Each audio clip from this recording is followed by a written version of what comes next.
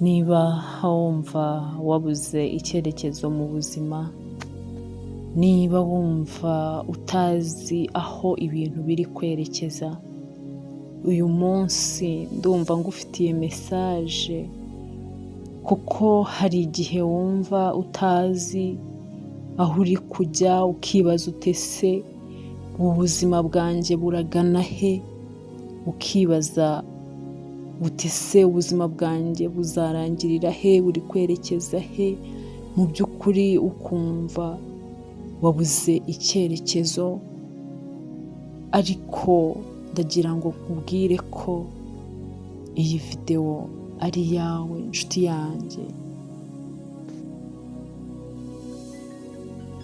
Kubura icyerekezo ntibivuze ko wananiwe, ntibivuze ko uri mu gihe cyo kwitekerezaho.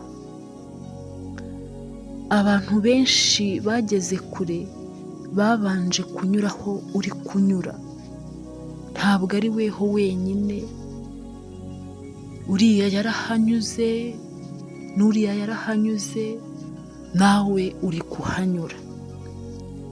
Mu by'ukuri nshuti yanjye, ngufitiye inama zagufasha. Inama ya mbere, humuriza umutima wawe. Ntugomba kumenya byose uyu munsi, ariko emerera umutima wawe gutuza. Burya icyerekezo cya mbere ni ukwiyumvamo amahoro. Inama ya kabiri, icara wibaze ibibazo byoroheje. Ni iki nkora mu mutima wanjye? Ni iki nakora? Ni iki nifuza guhindura mu buzima bwanjye? Mbese nyine utekereze umutima wawe, uganire n'umutima wawe, wibaze.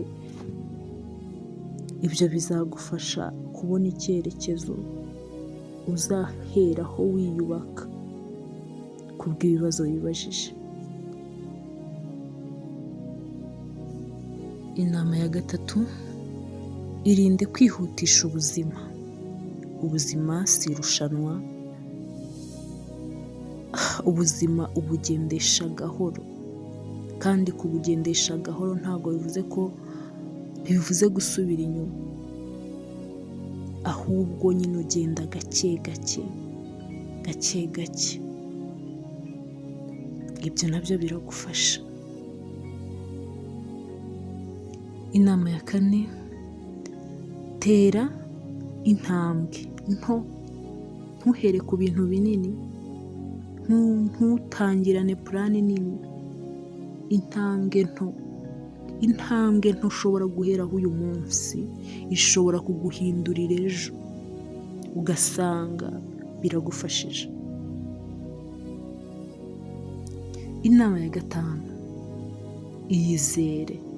iyizere inzira urimo, niyo utabona aho iganisha, ariko inzira urimo irakwigisha. Ntabwo ubuzima buba buri gukora ubusa, inzira urimo wowe irakwigisha.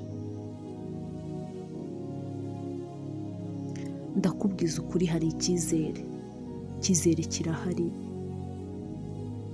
Ntabwo cyapfa kugenda gutyo gusa. Komeza wiyizere, wumve ko hari ibintu byawe byiza bihari.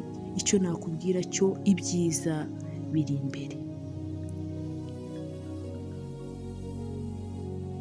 Niba kandi aya magambo yagufashije, nagusabaga inkunga yawe,